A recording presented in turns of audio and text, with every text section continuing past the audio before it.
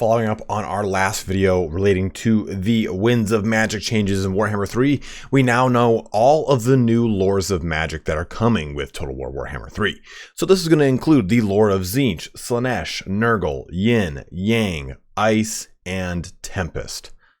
Did I forget one? We're going to find out together because that's what we're going to do today. We're going to go through all 7 of these lores really quick, and we're going to talk about what they do, what their overcast abilities are, and what overall lore, what the overall kind of lore of each, what the overall feel of each lore is. Like say, hey, you know, lore of Tzeentch, for example, is going to be a lot of direct damage spells with only 2 direct hexes. Slaanesh, on the other hand, has actually a lot of good crowd control with a lockdown capability, got some good damage in there, and it also has some good debuffs, and also an ability that's kind of like Spirit Leech, but also drains melee attack. Well, reduces melee attack as well. So we're going to find a lot of fun here in these lores of magic here today, and we're just going to go ahead and dive on into them. Now for the lores of Nurgle, Tzeentch, and Slaanesh, I'm going to put in the upper right corner of each one the link to the video I did talking about the actual lore from the 8th edition. I did some loose speculation, but if you want to hear the actual 8th edition lore of each one of these lores, you can find it in those corresponding sections in the link. So you can go ahead and find them.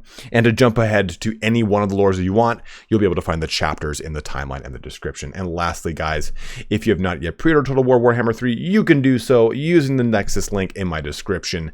That way you can support the channel and get a Steam key directly from the developer. Let's get started here on the lores of magic that are being added in Total War Warhammer 3. First on our list, though, is the lore of Tzeentch. Now, we've seen some of this teased as far as the names go in one of the previous blogs with Tzeentch itself, but we now know what Warp Flame does. We can see here it does weakness to fire damage plus 11% and an armor minus 15.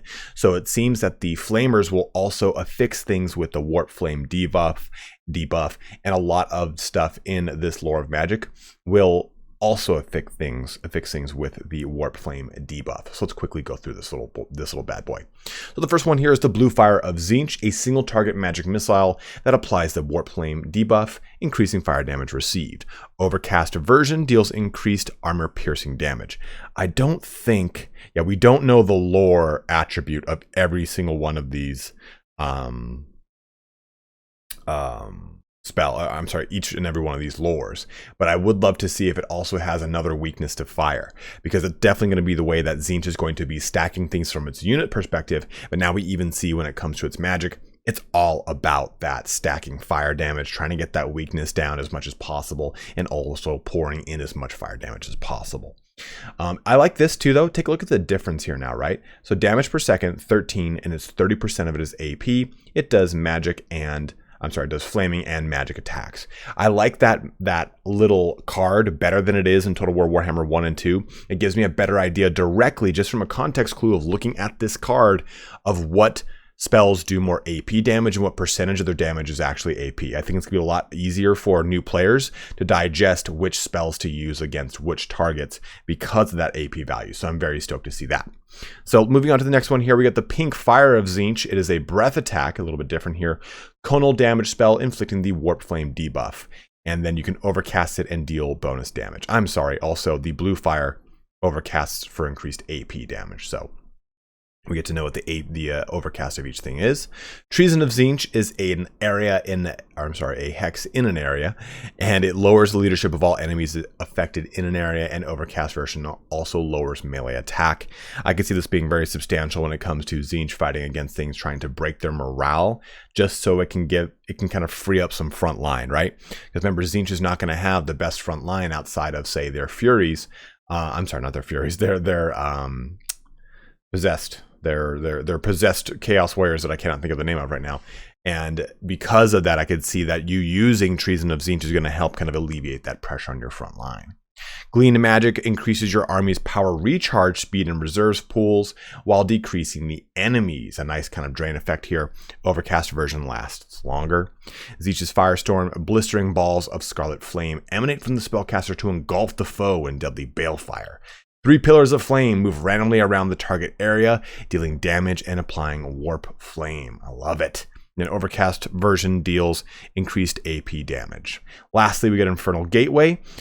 This is a massive stationary area damage ability, and Overcast version deals increased AP damage. Now, I'll wonder how much damage Infernal Gateway really does.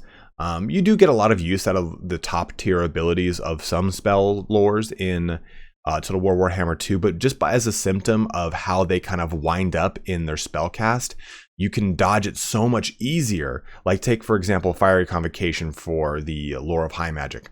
If you are playing an opponent, they can see that coming. And if the AI is playing against you and they cast it, you can see it coming, and vice versa for the AI. So they can move out of the actual range of the spell's damage. So I am going to be curious to see what all these spells, what their ramp up time is going to be and how easy it'll be to dodge. But that's the lore of Tzeentch. Let's move over to our next lore. That'll be the nipple twisting love of lore of Slaanesh. The first one here being Lash of Slaanesh. Conal damage spells that sends enemies flying. Overcast version deals increased AP damage. That's actually pretty nice. We don't know anything about Slaanesh, what the roster's like, or where we'll even start on the map, but it's kind of nice to see a really strong initial AP damage spell and a Conal AP damage spell. I imagine this would be kind of like, it's not called Breath of Hot Wind, but that's what I'm going to stick with from the Lore of Heaven. That does a quick little shot of a conal breath attack, and it's very effective versus light armor. We can seem to get the opposite here with Slaanesh, that is effective versus AP, and that you can increase that damage. Now, Acquiescence here is a hex that decreases speed and melee defense of a target unit. Overcast version has a large effect on speed. Interesting enough, and like I said, there's a lot of crowd control here in Slaanesh. So Hysterical Frenzy is an augment. It's a buff that it buffs the armor-piercing weapon damage and melee attack of a target unit, as well as giving them the Rampage attribute. So a little bit of a huge buff, or a buff of any regard, at the expense of Rampage. Overcast version further increases armor-piercing weapon damage. Next one here is Pavane of Slaanesh. Deals damage over time and reduces the melee attack of a target unit. So again, this is that one I was talking about, kind of like a Spirit Leech that also will reduce that melee attack. Overcast version increases duration and thus damage. Slicing Shards is a bombardment like we have right here. We can see it does range damage of 88 at 100% of it being AP, and explosive damage as well, being also 100% of it AP damage. You can see that spell kicking off right there, looking hot and heavy. Overcast version deals increased damage. Now, Phantasmagoria is an amazing game that you should probably play with your friends so that you scare the crap out of each other, but it is also a hex in an area, and it reduces leadership and prevents movement of all units in an area. Overcast version lasts longer. Now, I think I actually speculated about that, saying that I could kind of see this as some sort of Net of Amantok, and it's cool to get another ability like this outside of the Lore of Light, especially for demons that they're going to be playing so heavily into their Winds of Magic mechanics. Let's move now here into the Lore of Nurgle. This is going to be our first actual taste of anything Nurgle outside of a concept sketch, so I'm stoked to get into it. But we have the Miasma of Pestilence, which is a hex that targets units as its target unit has reduced melee attack and charge bonus. Overcast version changes this to all units in a target area, which is quite nice as far as an overcast goes. It'll be interesting to see how much Winds of Magic that'll cost, because I could see it being used quite a bit, especially with what I will assume would be a very tanky roster with Nurgle, because that's what Nurgle's thing is, right? Is resilience. So if you're reducing that melee attack, then you're reducing the chance that they're going to hit you, and you already have some sort of innate resilience to whatever it is, I assume. So that could be a pretty cool way to stack on things for Nurgle. Next is Stream of Corruption, long, thin cone attack that leaves a trail of damaging poison and applies poison to all enemies hit. Overcast version deals more damage. Very straightforward breath attack, and I quite like it. Curse of the Leper adds armor and damage reflection to a unit, something that I've wanted to see for a very long time, and I'm stoked to see it. Overcast version increases both values. So again, all about that resilience. As the caster speaks, his followers are blessed with resilience, whilst his enemies watch in horror as their limbs wither and drop off. Rancid Visitations is a direct damage ability, pours filth over an enemy, dealing damage all the while. Overcast version lasts longer. And for Rancid Visitations over here, you can see it's also something that happens when you visit a Taco Bell at 2 in the morning when you've had a whole entire handle of Jack Daniels mixed with peach schnapps. But it causes damage to combatants. You can see has a nice 100-meter range, lasts 10 seconds, and the DPS is 67 to 133. Quite nice. Our other two here, though, are Blight Boil, which creates a massive explosion at target area after a short delay. Now, again, remember, I'm worried about that ramp up. How short is that delay truly? And then Overcast version deals more damage.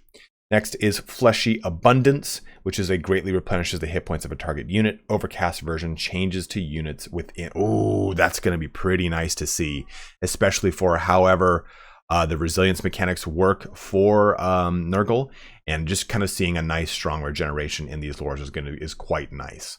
But let's move now into the good guys, talking about some lore of Yin, Yang, Ice, and Tempest. So the first of our Cathayan lores, the lore of Yin, has to do with some fun abilities, especially Missile Mirror, which we have seen in the trailers, and it's quite nice. So Storm of Shadows is a hex that greatly reduces the speed of a target unit, and then Overcast version to units within a target area. Again, another debuff to speed, if not a good crowd control lockdown mechanic.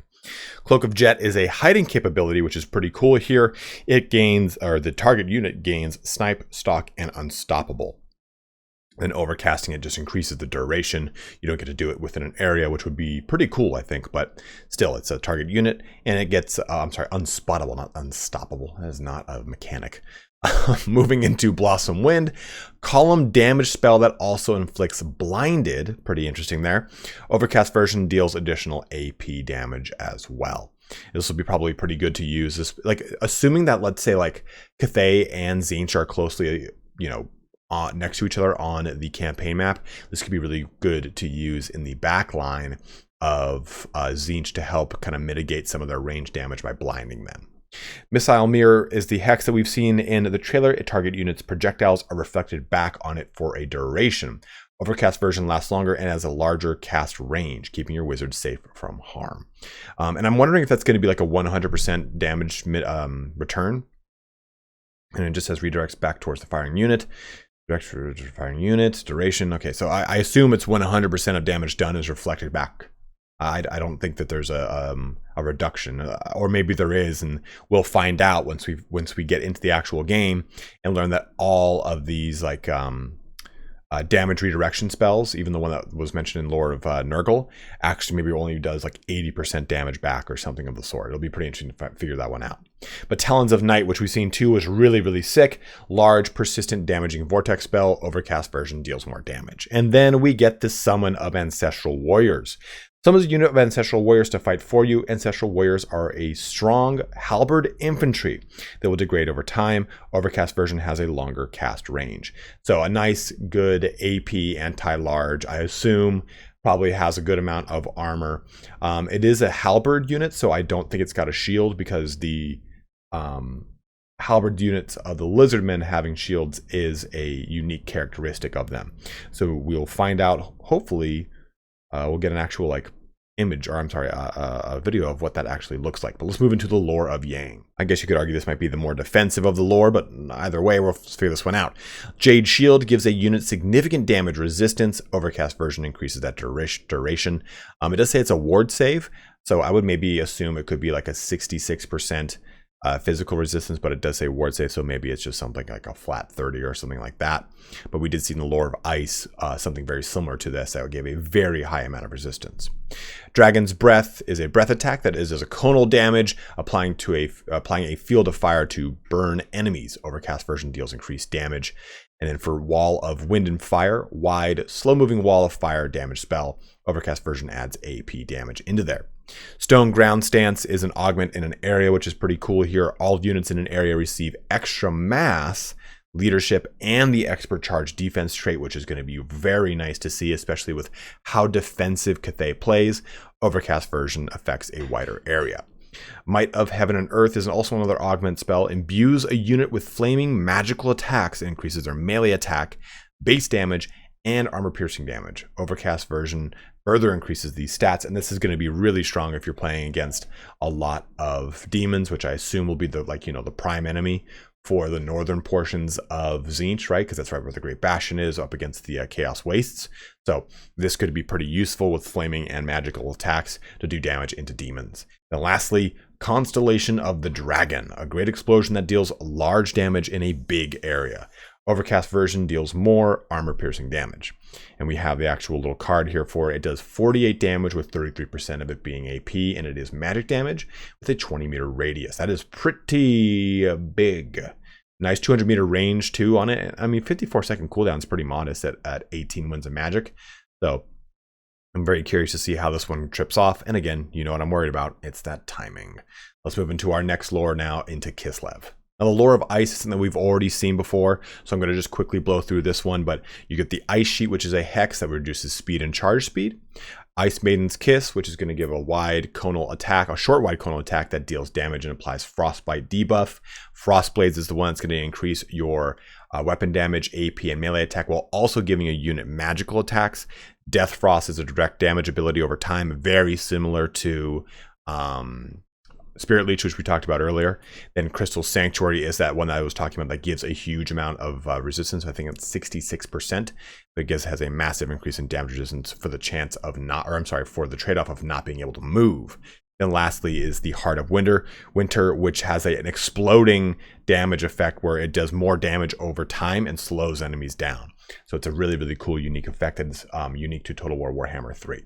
Let's move in now to the lore of Tempest. The last lore on our list, and probably the one we've seen the least of, by taking, well, maybe we've seen it a little bit in the intro into Kislev video, and I just wasn't able to call it out. But the Gust of True Flight is an augment that target unit gets bonus range and accuracy.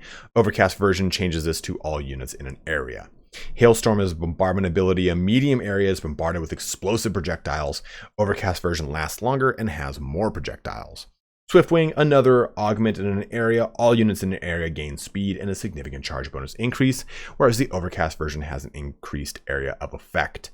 Then the last three, we have the Biting Wind, which is a long column damage spell. Overcast version deals more damage and more AP damage. Which one was this one up here? Oh, this is Blizzard. We'll go back up to that. Hawks of Mishka, randomly moving vortex that deals damage and applies discourage to enemies. Overcast version deals increased damage. Now, I had wished that this was a summon, to be totally honest. It is a little disappointing to see it as a vortex, but I guess it's neither here nor there. Hawks of Mishka is a pretty big portion of the roster of Kislev, so was kind of disappointed to not see them actually in the roster.